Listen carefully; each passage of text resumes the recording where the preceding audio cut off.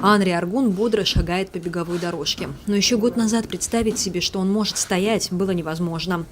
Операция, затем несколько курсов реабилитации позволили парню встать на ноги и сделать первые шаги. У него не было вертикализации, он не мог делать свободно шаги. Сейчас Анрик ходит уже с помощью палочки, самостоятельно может 3-4 шага делать вот в тренажерном зале, дома, на улице, но без палочки пока.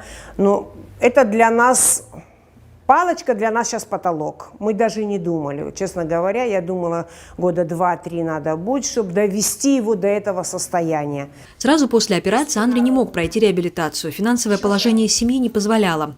Но благодаря Ашане Анри сегодня занимается каждый день. По словам его мамы, парень не позволяет пропустить ни одного занятия. У него цель – это ходить, и как бы не пропускаем мы сюда постоянно. Приходим, и он тоже вот не хочет один день пропустить. Даже если я говорю ему, давай отдохнем, он этого не хочет. То есть он хочет постоянно здесь быть, и результаты. Как говорит сам Анри, заниматься в тренажерном зале гораздо веселее, чем дома. Ну, здесь как бы спокойно заниматься, весело. Мне тем более нравится, когда здесь рядом общаются, разговаривают. Ну, вместе все занимаемся как бы легче и намного веселее, чем одному. Ну, дома под музыку, там я люблю музыку слушать, и так тоже занимаюсь. Во дворе тоже с палочкой хожу, у меня все получается, друзья меня поддерживают.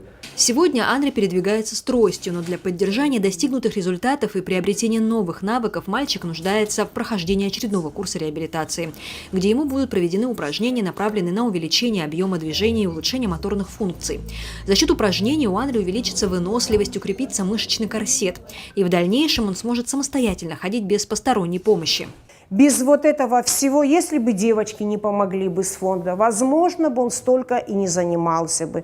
Если бы родители не возили бы, опять то же самое. Большое спасибо, я всегда говорю, большое спасибо этому фонду, который столько добрых дел делает для наших детей. Родители Анри настаивают на том, чтобы сын проходил реабилитацию в Сухуме, именно в этом центре, так как видят результаты занятий. Виолетта занимается капитально 2 часа, и я здесь каждый день сижу, и я все это вижу, что она делает и как она это все делает.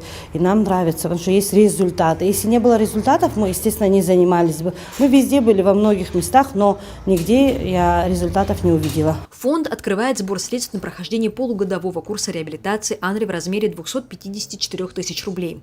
В эту сумму включены курсы реабилитации, которые Анри уже прошел, но фондом еще не были оплачены.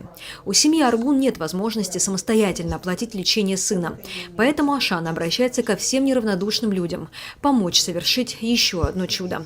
Марьяна Котова, Инна Лагухава, Абаза ТВ.